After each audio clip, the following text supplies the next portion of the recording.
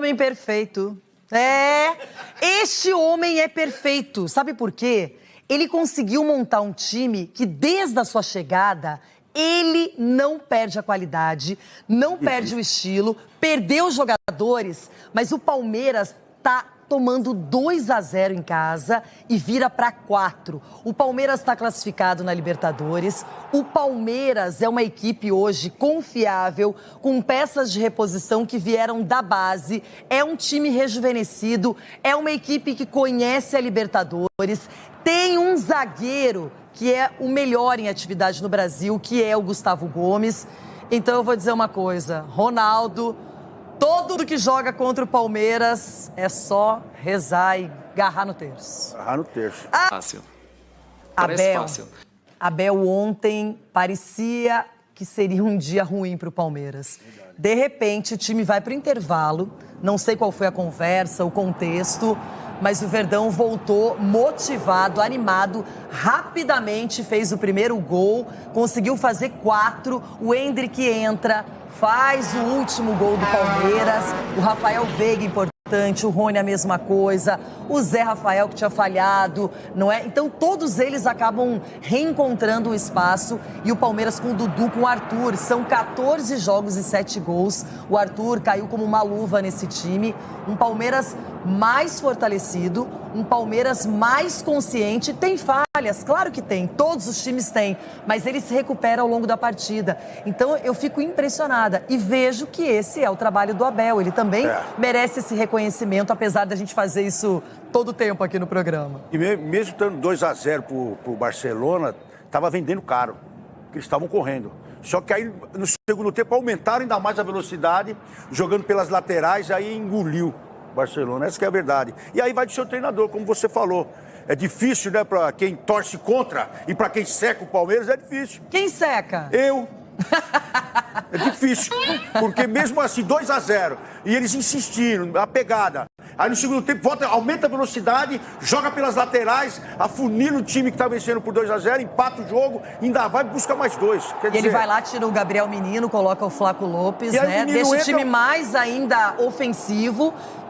E o menino entra que a bola ainda cai no pé dele, pega na trave e cai no pé dele. Aí ele só empurra pra dentro do gol, faz o primeiro gol na Libertadores. Eu queria destacar mais uma vez um jogador que vem subindo de produção mesmo, até ofensiva, que é o Piquerez. Piquerez. O Piquerez tem uma sombra, que é o Vanderlan, isso aí incomoda, porque você tem um jogador com qualidade, mas ele tem participado mais dos gols, tem entrado na área, o Rony sempre fazendo aquela parede, sendo fundamental, atraindo a marcação, e o Palmeiras, ele mostra opções. Hoje todo mundo parece que joga no mesmo nível.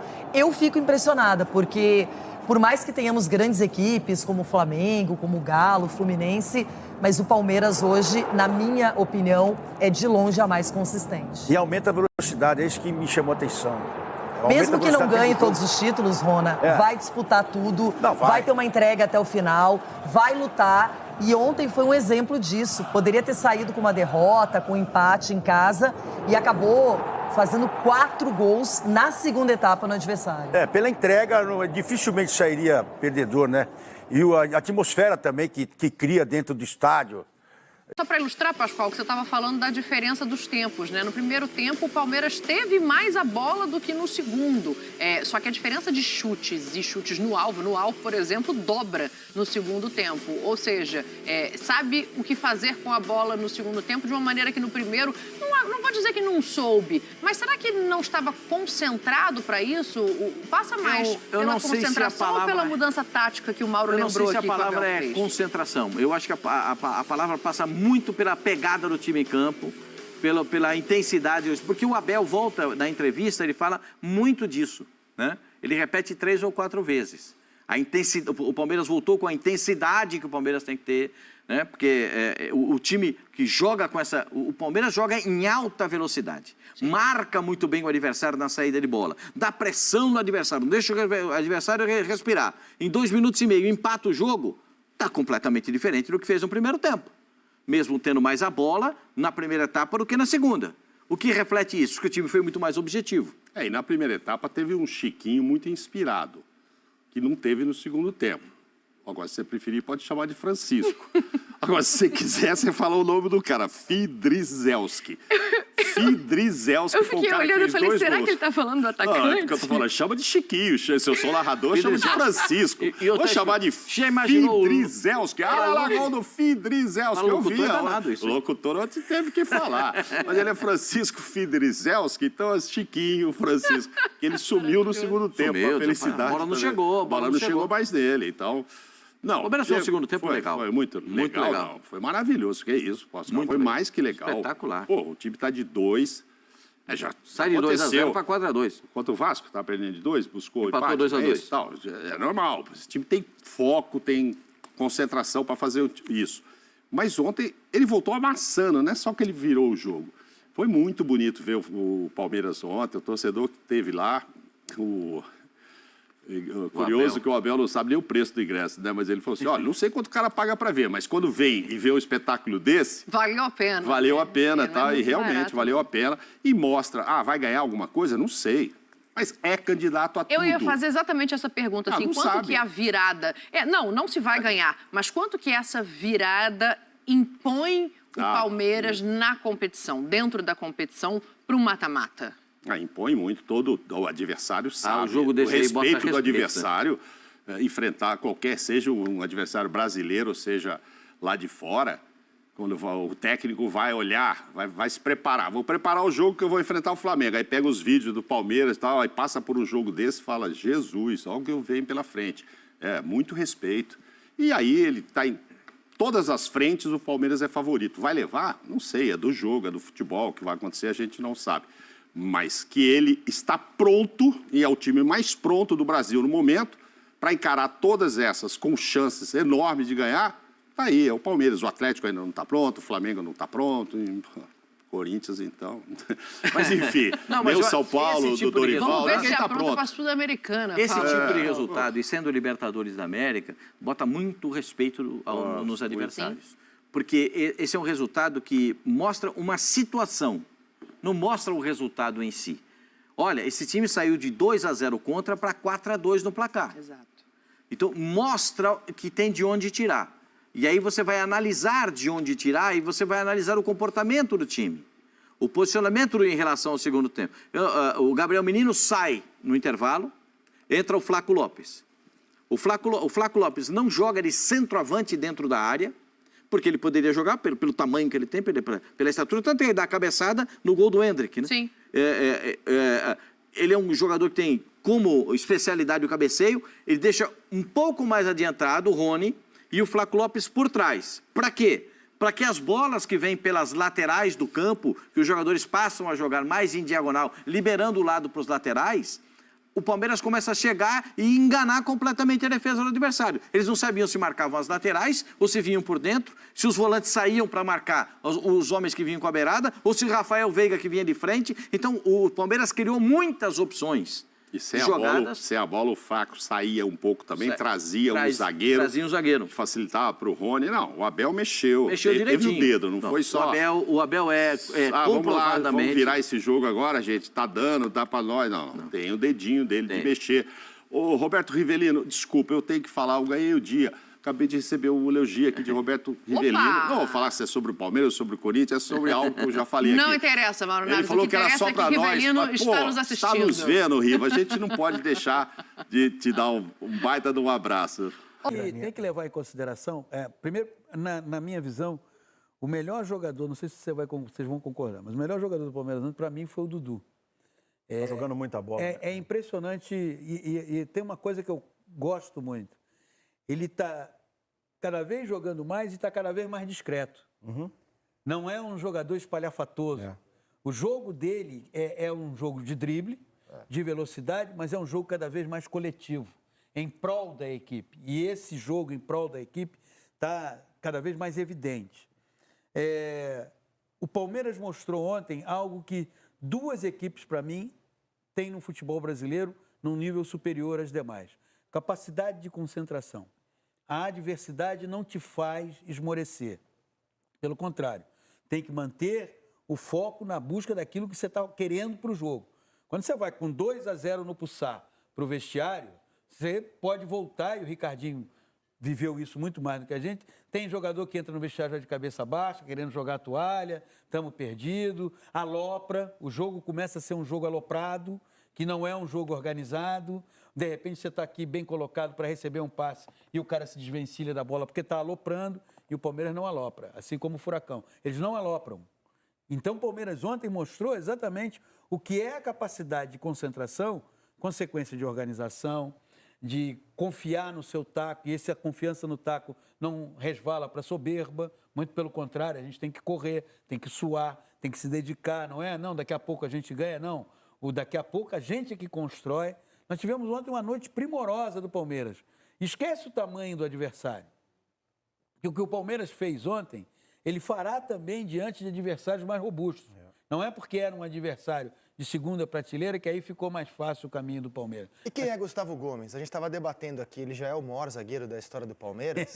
Concluímos que ele já é o maior zagueiro em atividade na América do Sul há algum tempo. Mas quem é Gustavo Gomes? Para o Palmeiras, vamos plugar, quem é Gustavo Gomes? Para o Palmeiras é o seguinte, para o cego é a luz, para o enfermo é a cura, para o prisioneiro é a liberdade, para o viajante é o caminho, para a família Palmeiras é tudo. Um belo resumo, né? Sim. Que currículo tem Gustavo Gomes? Vamos ouvir agora este homem maravilhoso, Gustavo Gomes, depois da virada de ontem. Eu fico muito feliz, né? Mas para mim o mais importante é sempre o coletivo, né, do meu time. Obviamente fico feliz por chegar a marcas dos ídolos do clube, né? Entrar na história do clube, mas para mim o mais importante sempre é ajudar meu time, ganhar e sempre estar brigando por títulos. Acho que depois eu estou desfrutando muito o momento, cada dia do treino, cada jogo, para mim é uma história, e depois seguramente quando a gente aposente vai ficar sentado a olhar a história que escrevemos junto com nossa equipe e nosso corpo técnico. Ele chegou por empréstimo em 2018. Ele era um zagueiro que não jogava no Milan. Não conseguiu vingar no futebol europeu. Então ninguém sabia o que esperar do Gustavo Gomes. Parecia ser uma contratação, assim, uma total incógnita à época, né? Bom, ele já tem 246 jogos. É um jogador que é o terceiro já zagueiro com mais gols na história do clube. O Luiz Pereira tem 36 e o Los Chiavo tem 33. Ele vai passar todos eles. Vai se tornar o zagueiro com mais gols na história do Palmeiras, seguramente. Conquistou 10 títulos em menos de 5 anos. São 2 Libertadores, 2 brasileiros, uma Copa do Brasil, uma Recopa, uma Supercopa e 3 estaduais. E aí o debate sempre vem, poxa, mas por que não vingou na Europa? Não tenho a menor ideia, amigo. Só sei que no Brasil, na América do Sul, ele sobra. Na América do Sul, né? A referência para o Gustavo Gomes tem que ser o continente, não o país. Ele é, há algum tempo, o melhor zagueiro da América do Sul, resultado de um trabalho feito por um dos executivos mais discretos e eficientes do futebol brasileiro, que é o Anderson de Barros. Não é um apaixonado por holofote, é apaixonado pela eficiência no trabalho. E é um zagueiro de Europa. Agora, por que não deu certo? A gente não tem que qualificar um jogador porque ele não deu certo lá fora, então ele não é bom. Não. Várias coisas podem ter contribuído. Dá para fazer uma seleção de paraguaios do futebol brasileiro. Poxa, boa, eu estava pensando... Não, e a relação do Palmeiras com os paraguaios também, né? A gente tem o Arce, tem o Gamarra que passou... Zagueiros, o Paraguai produz zagueiro. Poxa. Desde o Regis, que foi um zagueiro dos anos 60 no Flamengo, passando pelo Gamarra. O goleiro tem os 2 da família Gatito. Jogaram muito. E teve um que foi campeão pelo Internacional, o Benítez. O lateral você tem o Gato Fernandes foi campeão na Copa do Brasil, em 92, pelo Inter também. Lateral você tem o Arce. Zagueiro você tem Rivarola, super campeão. Gamarra, aí você faz uma linha de 3 logo. Você faz Rivarola, Gamarra e Gustavo Gomes. Um bate, o outro sai jogando. Romerito. No ataque. Fantástico. Depois a gente tenta montar uma seleção de 11 paraguaios. Hoje não dá tempo. O Gustavo Gomes... Entra o Romero nessa lista aí? Não. Romerito e Romero? Cara, o Romero é um jogador muito querido. Não sei se tecnicamente ele merece estar entre os 11, né? Aqui, mas ele é muito querido pelos corintianos. Estaria no grupo, digamos assim? Você acha que numa seleção com 23 ele estaria? Rapaz, não me complica a vida, hein? Eu tô levantando. Não me complica a vida. Vamos ficar no Romerito, que era Tá bem, craque. tá bom. Esse Não, é ótimo. craque. Não, esse aí é indiscutível. Né? Esse é indiscutível. Bom, Mas quebrei, né? o Romero tem uma história importante no Corinthians. Não, claro. Importante. Não, tô falando hoje. E o Corinthians, um dos erros da direção do Versão Corinthians é que ela está 23. contratando histórias importantes. Entende? O Corinthians Verdade. tem ido muito atrás de histórias importantes. Aliás, é algo duro de entender, né? Por que o Romero voltou pro Corinthians? Mas o assunto agora é Palmeiras. O Gustavo Gomes, ele é um símbolo da bola aérea do Palmeiras. A gente vai mostrar para vocês dados do espião estatístico do quanto essa artilharia aérea funciona na equipe do Abel Ferreira. São 39 gols de bola aérea na temporada. Isso dá 56%. Aí, Ricardinho, ó. Dos 69 gols marcados do Palmeiras. De cada 10 gols, 5,6 que o Palmeiras marca vem de artilharia aérea. 21 a partir de cruzamentos, com a bola em andamento. 12 a partir de cobranças de escanteio. 4 a partir de faltas, cobranças de falta levantadas. 2 a partir de lançamentos muito longos para a área. O Rony já fez 7 gols de cabeça, ele tem 1,66 m. O Arthur, que também tem menos de 1,70 m, marcou 5. O Murilo, 3. Rafael Navarro, 3. O Endrick, 4. O Gustavo Gomes, ontem chegou ao terceiro gol dele de bola aérea na temporada. E o Piquerez, 1. Então, assim, muitos jogadores fazem gols de bola aérea no Palmeiras. Rony, Arthur, Murilo, Rafael Navarro, Endrick, Gustavo Gomes, Piquerez, de todas as posições do time. Isso tem, lógico, uma explicação, né? A primeira delas é treino, treinamento, né? E o treinamento não é só de quem está na área. O treinamento é de quem coloca a bola na área, quem bate a falta, o tipo de batida, seja ela saindo do goleiro, como a gente fala, pé esquerdo na ponta esquerda, que foi como aconteceu ontem o gol do Gustavo Gomes, que o Rafael Veiga bate o escanteio de pé esquerdo, A bola vem abrindo, saindo, ela vem abrindo, né? Então aí existe um posicionamento para isso, e aonde a bola cai, perto da marca do pênalti, tem o perna contrária que a gente fala, que é bater o pé esquerdo na ponta direita, pé direito na ponta esquerda, né? Então, primeiro, quem bate a falta, isso é muito importante, porque não adianta nada você ter na área jogadores que atacam a bola, que são bons de bola aérea. Que cobra não sabe bater na bola. Se o cara não bate bem a falta. Precisamente. O Palmeiras treina isso e tem bons batedores. Consequentemente, tem jogadores na área que, dentro das suas características, consegue se impor. Então, você tem o Gustavo Gomes no tempo de bola. Você tem o Luan no tempo de bola. Você tem o Lopes ontem que cabeceou num rebote, o Ender que fez o gol, tempo de bola. Piquerez, tempo de bola. Aí você tem os pequenos, os baixinhos, que é o Rony, que é o Arthur. Mesmo, não me incomoda. Os baixinhos, que é o Rony, que é o Arthur, que é o Dudu. Aí você fala, como é que eles fazem gol de cabeça? Sim, dentro da característica deles, eles atacam a profundidade e a bola. Eles antecipam o zagueiro. O Palmeiras fez um gol contra o Curitiba, do Rony de cabeça. Você viu o gesto que ele faz antes? Exatamente. Ele aponta, ele sai correndo e aponta para onde a bola deveria ser cruzada. A batida do Mike, ela vai saindo do goleiro e pega o Rony entrando de cabeça. Então, o que acontece? O cara é rápido, ele antecipa o zagueiro, que geralmente é mais lento. O zagueiro não consegue impedir. O Arthur faz gol de cabeça. Ontem fez um gol de cabeça. Tudo com altura de jockey. Porque eles atacam a bola. Isso é treinado, conversado. Tem a excelência da execução. Por isso que o Palmeiras faz muitos gols de bola parada. E vou repetir, já aconteceu, é só levantar isso. No momento de dificuldade dos jogos, ontem aconteceu do primeiro gol do 2-1. Em outros jogos importantes, do Palmeiras sair de uma situação difícil no jogo, equilíbrio no jogo, devido à bola parada de uma bola bem batida, faz a diferença, faz uma vantagem, muda o cenário do jogo, o Palmeiras consegue o resultado. Não aconteceu nenhuma nem duas vezes, várias vezes já aconteceu isso, e para mim isso não é coincidência, isso para mim é mérito de treinamento. Eu lembro de um clássico contra o Santos na Vila Belmiro, 0-0, estava difícil. Exatamente. Gustavo Gomes de cabeça, 1-0. Então, mas a observação que o Ricardinho traz, ela é importante, porque muitas vezes alguns times estão em dificuldades e começam a jogar a bola na área. Jogar a bola na área é bem diferente de você ter uma jogada trabalhada para que essa bola seja alçada à área com um objetivo.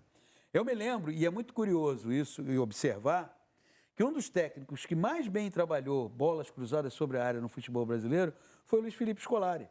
Tanto no trabalho dele no Grêmio, quanto no trabalho dele no Palmeiras. No Grêmio ele tinha o Jardel, então é óbvio que aí ele também tinha... E tinha um Arce e tinha um Roger do outro lado. Isso, mas ele tinha o Arce e o Roger... Mas o Arce e o Roger, quando cruzavam a bola para a área, diferença. você tinha trabalho, você tinha posicionamento. Então, o Luiz Felipe fazia isso muito bem. E, às vezes, e sempre entra essa questão pessoal, alguém falava assim, poxa, mas o time dele é muito cruzamento sobre a área, como se isso fosse um defeito. Não, isso é um mérito de qualquer equipe. Você tem que buscar todas as alternativas possíveis. E o Palmeiras busca essas alternativas, seja cruzando bolas sobre a área, que é diferente de você se desvencilhar da bola. Exatamente. O cara chega... hoje não é muito comum, mas havia uma época que antes de cruzar o cara batia com o bico da chuteira 2 vezes assim. Lembra disso? Para arrumar a chuteira, para limpar a chuteira também, não para jogar a bola na área. Para jogar a bola na área. Ele se desvencilhava da bola. Exatamente. O Palmeiras não se desvencilha da bola cruzada sobre a área. E a gente tem muito exemplo ainda hoje no futebol brasileiro. Eu lembro de uma expressão que se utilizava um tempo atrás, não sei se vocês se recordam. O cara está cruzando de uma parte da intermediária, mais para se livrar da bola do que qualquer outra coisa. É como se ele não, como se tivesse uma cerca de arame farpado e dali ele não passasse. Ele era obrigado a cruzar aquela bola, ou seja, joga lá no tumulto para ver no que vai dar. Nitidamente, sem nenhuma preocupação de treinamento, de estudo, de ideia. Quando um time não consegue resultado, uma das coisas que a gente aponta assim, mas no jogo de ontem o time tal cruzou 30 bolas sobre a... Não cruzou. Ele se desvencilhou da bola 30 vezes. E que retorno certeiro que foi o Arthur, né? Ontem ele disputou o 14º jogo dele com a camisa do Palmeiras no seu retorno. Fez gol em 7, foi titular em todos. E números à parte, a minha impressão é que ele joga bem sempre. Não, e outra, parece que ele convocado. Parece que ele está há muitos anos já no Palmeiras. E realmente ele é cria da base do Palmeiras, né? Ele teve alguns anos fora do Palmeiras, mas ele é dali, né? Eu acho que assim, é uma junção de fatores de um time organizado e que sabe como lidar nas situações, eu digo, de planejamento tático, de movimentação, aliado a um jogador que tem qualidade e que entrou numa função no time pela necessidade, vamos colocar, da saída do Scarpa. O Scarpa fazia esse trabalho pelo lado, ou terminou a temporada fazendo isso. Muitíssimo bem. Quando o Rafael Veiga não atuava, o Scarpa vinha para jogar por dentro. Mas normalmente o Scarpa jogava ali. O Arthur não tem a mesma característica do Scarpa, né? Acho que até entra mais na área do que o Scarpa. Mas se adaptou a um time... E tem a velocidade que o Scarpa não tem também. Exatamente. Se adaptou a um time que joga bem, que é organizado, né?